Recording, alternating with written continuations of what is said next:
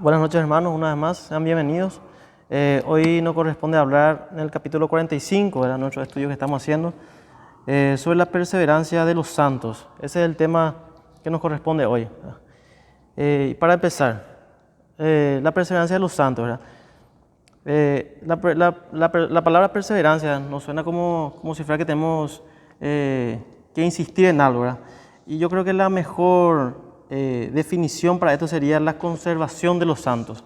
Porque muchas veces cuando hablamos de perseverancia, muchas veces el orgullo del hombre, se quiere llevar la gloria.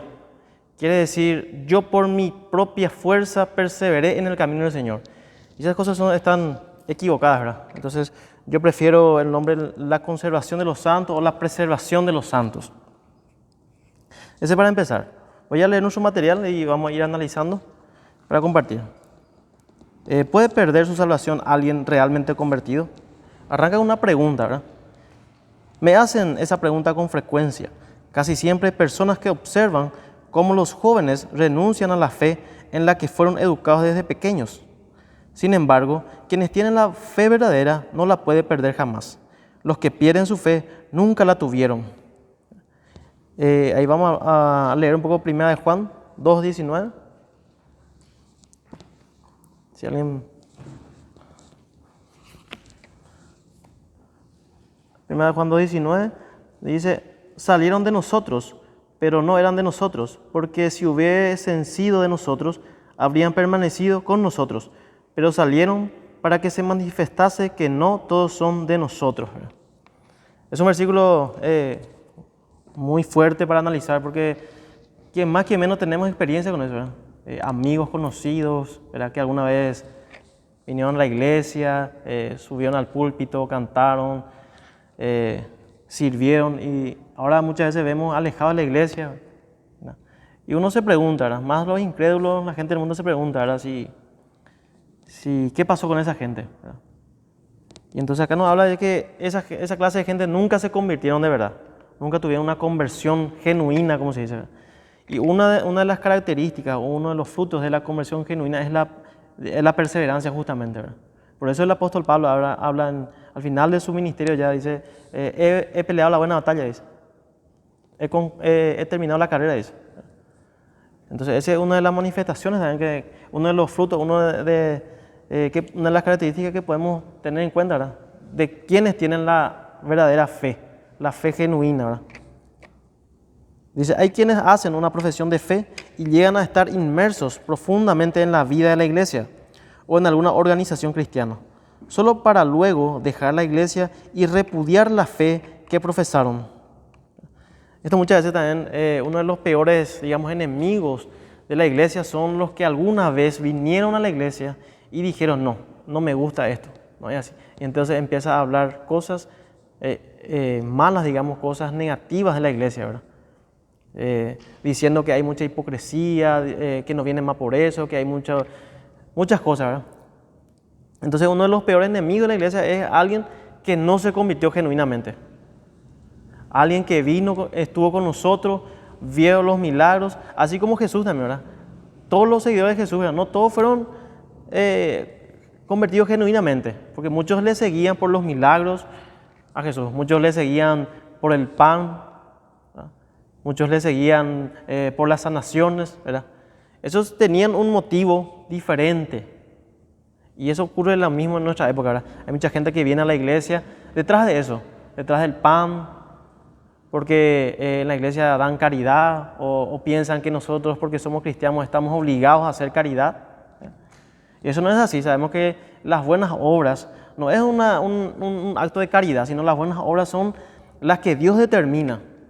Porque una persona que da de comer a uno que necesita, no necesariamente es una buena obra. ¿Por qué? Porque el motivo de su corazón.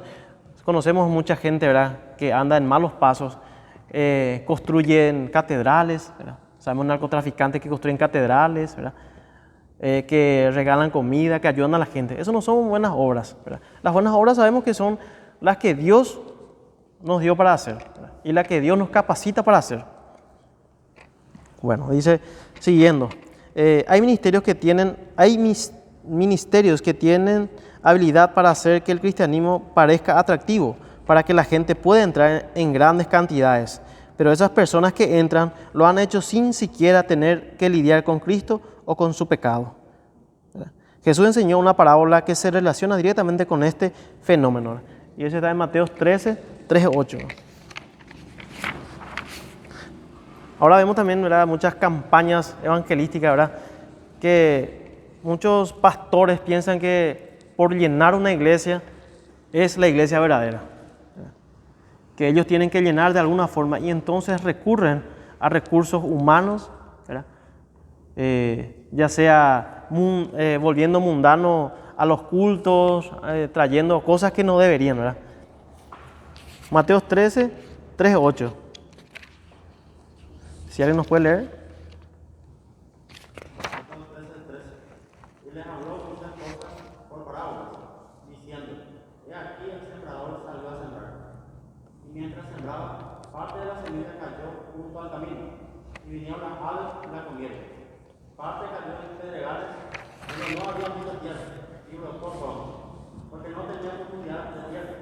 Pero salido el sol se quemó, y porque no tenía raíz se secó.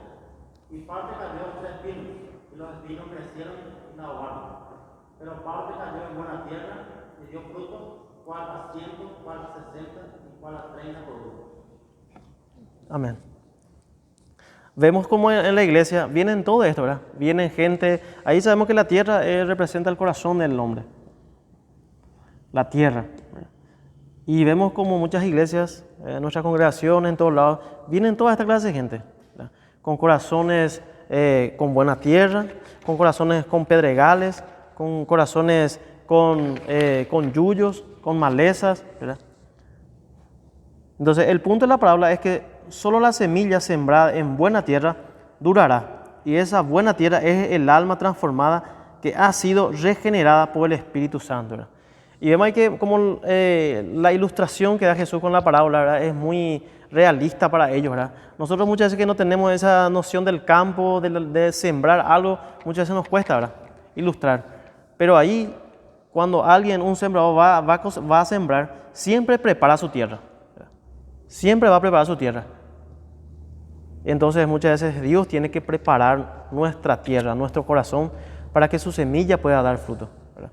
Porque si Dios no hace eso, no va a dar fruto la semilla. Así como el otro ejemplo, ¿verdad? Va a venir las aves y las van a arrancar, va a subir la maleza y las va a ahogar, o va a salir el sol y se va a quemar.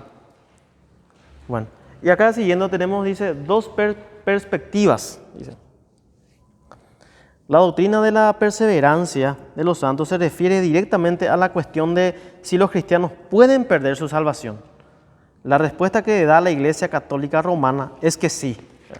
Ellos dicen que sí podemos perder nuestra salvación, la Iglesia Católica Romana, ¿verdad? Los teólogos romanos sostienen que las personas pueden perder su salvación si cometen pecados mortales, lo cual, como observamos en un capítulo anterior, es un pecado que mata o destruye la gracia justificante en el alma y hace necesario que el pecador sea justificado de nuevo por el medio del sacramento de la penitencia.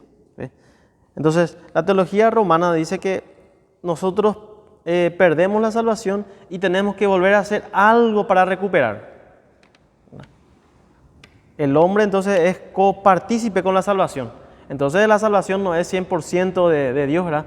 Entonces toda la gloria nos va a llevar Dios. Ese es el problema, ¿verdad? Entonces sabemos nosotros que toda la gloria o todo, Dios es el autor y consumador de la fe, como dice en hebreo, ¿verdad? Muchos semipelagianos también creen que es posible perder la salvación. En cambio, los reformadores creen en la perseverancia de los santos como una deducción lógica de la doctrina de la elección. Si Dios elige a su pueblo desde la eternidad, ciertamente los elegidos permanecerán así siempre.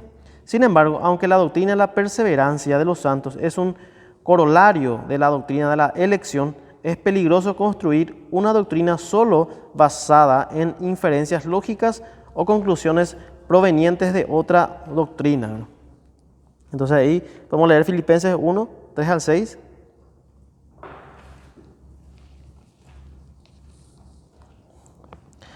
Doy gracias a mi Dios cada vez que me acuerdo de ustedes, siempre intercediendo con gozo por todos ustedes en cada oración mía, a causa de su participación en el Evangelio desde el primer día hasta ahora, estando convencidos de esto, que el que en ustedes empezó la buena obra, la perfeccionará hasta el día de Cristo Jesús.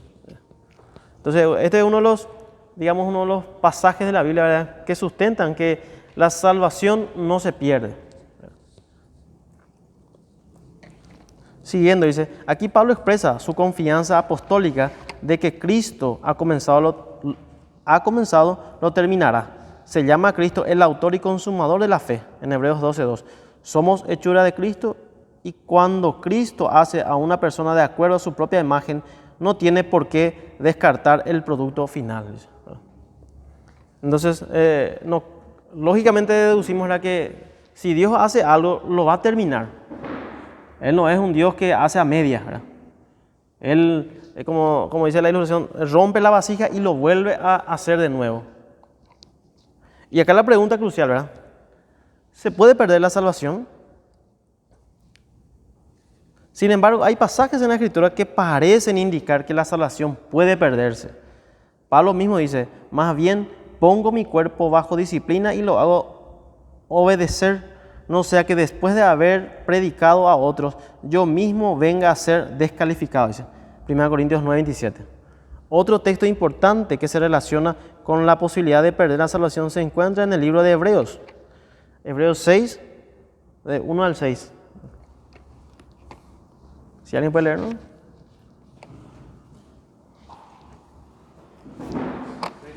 Sí. Por tanto, dejando las doctrinas elementales de Cristo, sigamos adelante hasta la madurez, sin poner de nuevo el fundamento del arrepentimiento de obras muertas, de la fe en Dios, de la doctrina de bautismos, de la imposición de manos, de la resurrección de los muertos y del juicio eterno. Y esto haremos si es que Dios lo permite, porque es imposible que los que fueron una vez iluminados, que buscaron el don celestial, que llegaron a ser participantes del Espíritu Santo, que también probaron la buena palabra de Dios y los poderes del mundo venidero, después recayeron, sean otra vez renovados para arrepentimiento, puesto que crucifican de nuevo para sí mismos al Hijo de Dios y lo exponen a vituperio. Amén. Hay algo importante que para subrayar, ¿verdad? Dice, porque es imposible, dice el apóstol Pablo. Dice, porque es imposible, dice, que los que fueron una vez iluminados, que gustaron del don celestial, que llegaron a ser partícipes del Espíritu Santo, o sea que acá habla de una persona que realmente fue convertida, ¿verdad?, genuinamente que recibió el Espíritu Santo, dice que es imposible, dice que también probaron las buenas palabras de Dios y los poderes del mundo venidero y después recayeron. O sea que está diciendo Pablo, en otras palabras, que es imposible que una persona verdaderamente convertida, ¿verdad?, que gustaron de la palabra de Dios, ¿verdad?, que participaron con el Espíritu Santo, dice que puedan recaer y sean otra vez renovados para arrepentimiento, dice, puesto que crucifican de nuevo para sí mismos al Hijo de Dios y lo exponen a vituperio. Aquí tenemos una advertencia solemne. Es imposible restaurar a la salvación a quien han crucificado a Cristo de nuevo, dice. Este pasaje bíblico ha causado una consternación no pequeña en mucha gente. Parece ir en contra del punto central que enseña el Nuevo Testamento sobre cómo Dios preserva a sus santos. Muchos creen que el autor de Hebreos está refiriéndose a miembros de la iglesia no regenerados. Jesús dijo que su iglesia estaría llena tanto de trigo como de cizaña en un mismo campo. En Mateo 13, 24 al 30. ¿verdad? Habla de eso, ¿se acuerdan de la parábola? La gente entra en la membresía de la iglesia y luego la repudia. En ese sentido, se convierten en apóstatas. Se alejan de su profesión de fe original, pero todavía nos queda la cuestión de si el autor estaba hablando de aquellos cuya profesión original fue genuina o de aquellos que están dentro de la comunidad visible del pacto y que nunca han sido verdaderamente convertidos. El pasaje de Hebreo nos describe cómo los que fueron una vez iluminados, ¿verdad? Pero iluminados hasta qué grado, dice, porque hay varios niveles de iluminación, ¿verdad? Que que el Espíritu Santo nos está iluminando, ¿verdad? A través de su obra, conociendo más su palabra, leyendo la Biblia, ¿verdad? Entonces el Espíritu Santo está hablando a nosotros, iluminando nuestra mente para entender las verdades bíblicas, ¿verdad? Sobre Dios y sobre todo. El pasaje de Hebreo lo describe como los que fueron una vez iluminados, pero iluminados ¿hasta qué grado? Los iluminados podrían incluir los no convertidos, que asisten a la iglesia y escuchan la lectura y predicación de las Escrituras. Hebreo se refiere a los iluminados como aquellos que gustaron del don celestial, que llegaron a ser partícipes del Espíritu Santo, que también probaron la buena palabra de Dios. Eso se aplica a gente que asiste a la iglesia independientemente de la conversión. Los asistentes a la iglesia literalmente gustan los sacramentos y oyen la palabra de Dios. Están inmersos en los caminos de la fe cristiana, de modo que los iluminados podrían haber sido miembros de la iglesia que nunca fueron convertidos, ¿verdad? Vemos que muchas veces también muchas veces la gente es iluminada, o sea que se le presenta el Evangelio.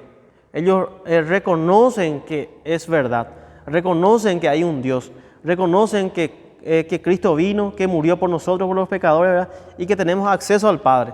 Todo eso ellos lo reconocen, o sea que están expuestos a esa luz de la palabra, expuestos al Evangelio, ¿verdad? Pero eso no significa que ellos se hayan convertido.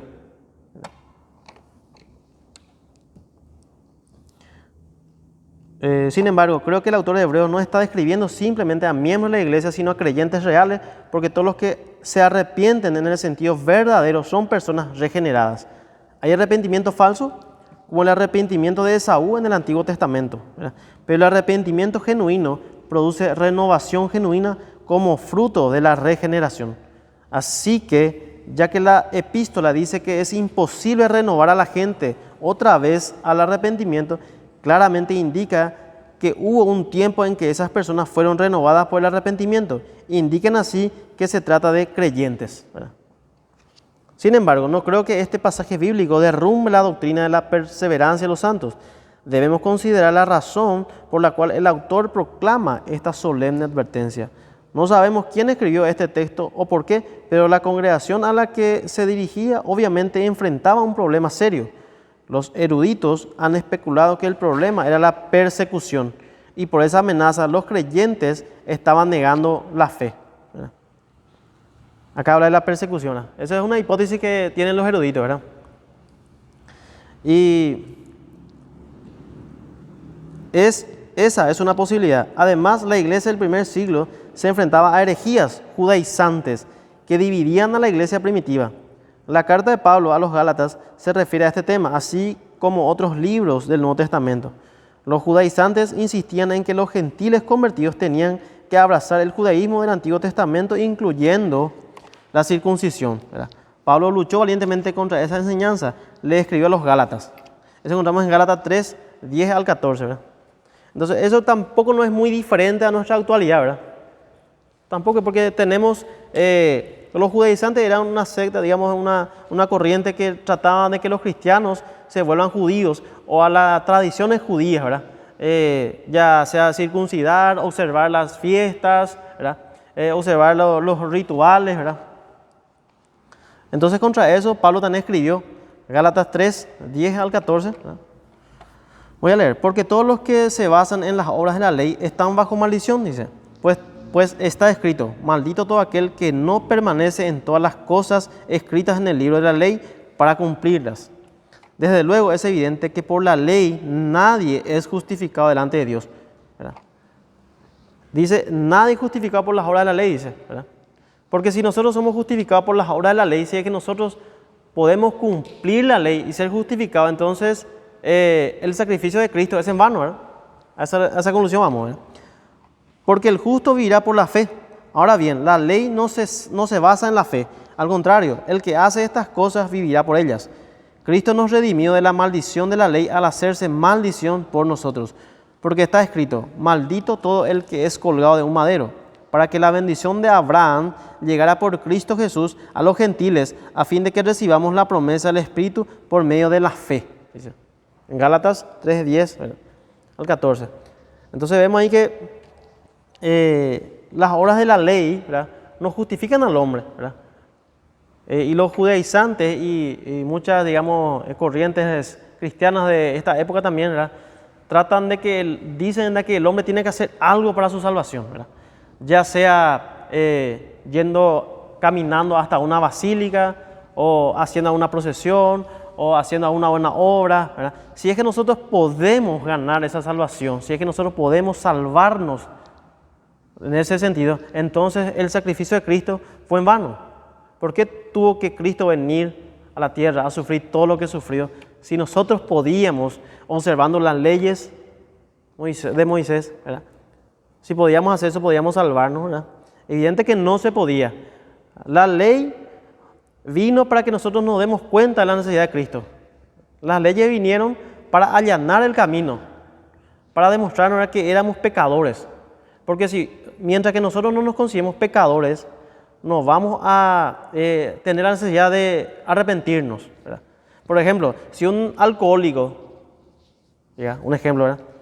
No se da cuenta que es alcohólico, no va a buscar ayuda, ¿verdad? Un alcohólico le decís que tiene que buscar ayuda, que es alcohólico, y te dicen, no, yo puedo con él, yo puedo manejar este vicio, ¿verdad? Y mientras que nosotros no nos demos cuenta, ¿verdad?, que somos pecadores, y eso nos damos cuenta a través de la ley, ¿verdad?, que somos pecadores, no vamos a buscar el perdón. Además, ¿verdad?, esa promesa que fue hecho a Abraham fue mucho antes del pacto en el Sinaí.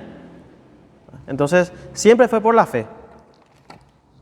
La comunidad apostólica argumentaba bien en la forma reductio ad absurdum, o sea, reducción al absurdo. En otras palabras, tomaban las premisas de sus oponentes hasta sus conclusiones lógicas para mostrar que solo llevaban al absurdo. Si en Hebreos 6 también se trata de las herejías judaizantes, el autor está escribiendo de manera similar a la forma en que Pablo escribió en Gálatas. Está diciendo que si sus lectores quisieran regresar a la circuncisión, estarían en efecto repudiando la obra consumada de Cristo. Y si repudiaran la obra consumada de Cristo, ¿cómo podrían ser salvos? No habría manera en que pudieran salvarse, porque estarían regresando a abrazar la modalidad antigua, obstruyendo el camino de la restauración. Creo que el autor de Hebreos está dando esa clase de argumento reductio ad absurdum. Creo que esto se puede detectar en los versículos 9. Pero aunque hablamos así, oh amados, en cuanto a ustedes estamos persuadidos de cosas mejores que pertenecen a la salvación. Hebreos 6, 9. Énfasis añadido. El autor aclara aquí que sus palabras en cuanto a la salvación son una manera de hablar. A fin de cuentas, tiene confianza de cosas mejores para ellos, cosas que pertenecen a la salvación, y lo que pertenece a la salvación es la perseverancia. Bueno, el otro punto, guardado por Cristo, ¿verdad? Este más o menos sería, esta última parte que vamos a leer, más o menos sería el resumen o el caracú del tema, para mí entender al menos, ¿verdad?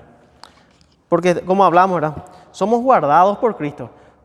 Porque si Cristo no nos guarda, si no nos conserva, nosotros fácilmente volvemos a pecar. Así como las ovejas, ¿verdad?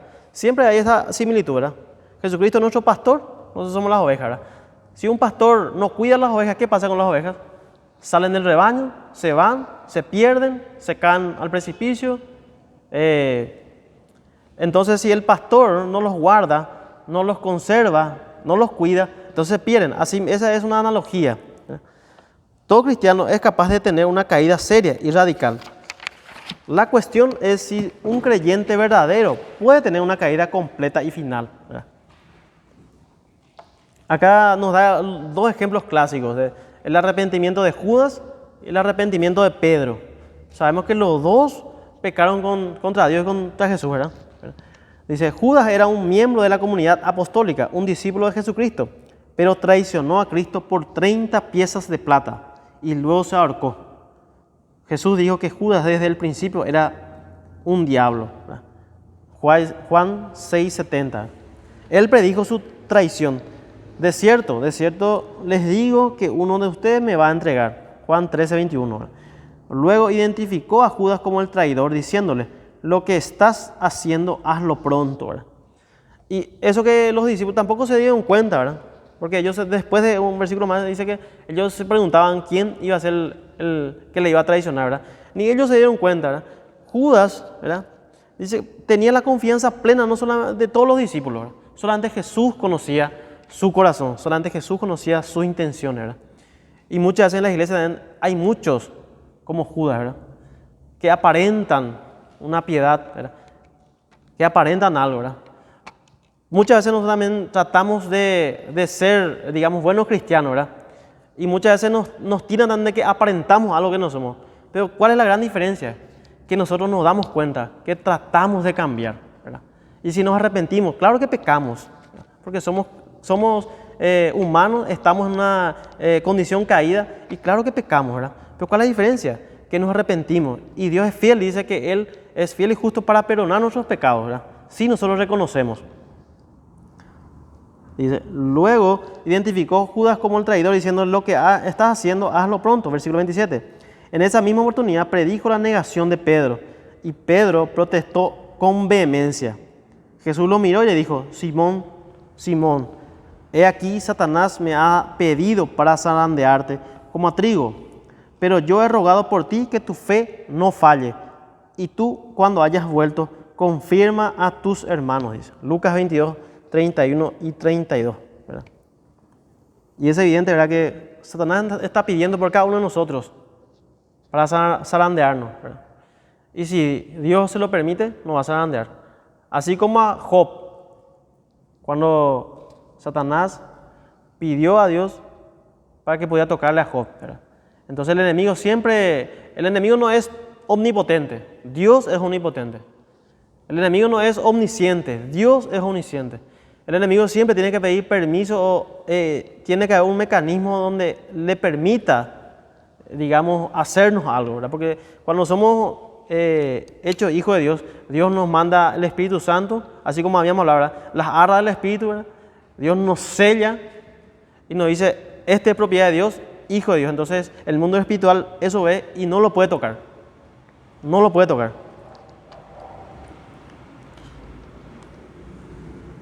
Jesús le dijo a Simón Pedro: si vuelves, le dijo, cuando hayas vuelto. Simón pertenecía a Cristo. Él cayó radicalmente, pero la obra intercesora de Cristo estaba en efecto, de modo que Simón no se perdió, ¿verdad? Sabemos que Pedro no se perdió, se arrepintió. Sabemos que Pedro fue uno de los pilares de la iglesia primitiva y tenía un temperamento tan, digamos, volátil, digamos, que en un momento se ponía nervioso, ¿verdad?, como muchos de nosotros, ¿verdad?, que por cualquier cosa se le sube, digamos que tenía presión alta, ¿verdad? Entonces era un poco orgulloso también, ¿verdad? Era un poco orgulloso, ¿verdad? Él se creía que cuando Jesús le dijo: donde yo voy, tú no podrás ir, le dice, ¿verdad? Y le dice: yo voy a ir donde vos estés. Entonces, era un poco orgulloso también. Entonces, ¿y qué pasó? Cuando él cayó en pecado y Cristo lo perdonó, ¿verdad?, se volvió uno de los hombres más humildes de la historia del cristianismo. ¿Verdad? ¿Por qué? Porque se arrepintió de verdad. Dice que la historia dice que cada vez que Pedro oía el cantar de un gallo en la madrugada, él lloraba amargamente. Porque le acordaba, porque se acordaba de su pecado, ¿verdad? Se acordaba de lo que hizo.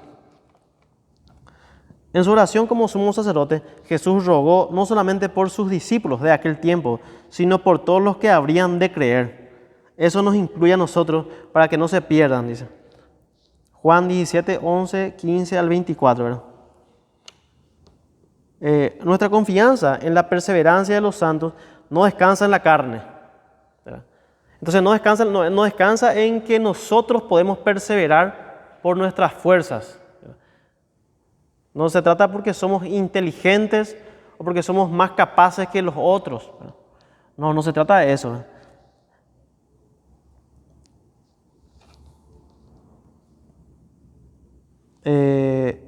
No debemos ser como Pedro, que tenía tanta confianza en su propia fuerza que protestó y dijo que nunca negaría a su Señor. La única razón por la que podemos perseverar es porque Dios nos guarda. Si de nosotros dependiera, podríamos caer en cualquier momento. De eso estábamos hablando, ¿verdad? Del ejemplo de la oveja, ¿verdad? La oveja, si el pastor no les cuida, cualquier momento se va a perder. Cualquier momento va a comer una hierba que le va a hacer daño o se va a extraviar. Primero, la oveja no ve muy lejos, no ve lejos el peligro, ¿verdad? Satanás podría zarandearnos como a trigo. Nuestra confianza en el capítulo final de nuestra salvación descansa en la promesa de Dios. ¿Verdad? ¿Por qué dice acá nuestra confianza en el capítulo final de nuestra salvación? Dice. Ahí volvemos a Romanos 8, ¿se acuerdan? La cadena de oro. A los que predestinó, a esto llamó, ¿verdad? La predestinación, al llamamiento eficaz, a los que llamó, a esto justificó, la justificación, ¿verdad? Y la que justificó, a esto glorificó, ¿verdad? Ahí estamos en el último capítulo, ¿verdad? Para que podamos ser glorificados, ¿verdad? Entre la justificación y la glorificación, ese camino, esa es la perseverancia o la preservación de los santos. De eso ya se trata nuestro tema de hoy. Entonces, nuestra confianza en el capítulo final de nuestra salvación descansa en las promesas de Dios de terminar lo que ha comenzado. Lo que ha comenzado, dice. No es lo que hemos comenzado. Porque muchas veces nosotros lo que hemos comenzado siempre terminamos, ¿verdad? Porque muchas veces no terminamos, siempre hacemos un emprendimiento, se queda por el camino, estudiamos una carrera, se queda en el camino, ¿verdad? Pero Dios cuando empieza algo sí o sí lo termina. Esa es la promesa que tenemos, esa es la confianza que tenemos. Que si Dios nos eligió desde antes de la fundación del mundo, nos predestinó, nos llamó, nos justificó, entonces Él nos va a glorificar. Entonces, nuestra confianza en el capítulo final de nuestra salvación descansa en las promesas de Dios de terminar lo que ha comenzado. Descansa en la eficacia de nuestro gran sumo sacerdote, quien intercede por nosotros todos los días. Él nos guardará. Amén, hermanos.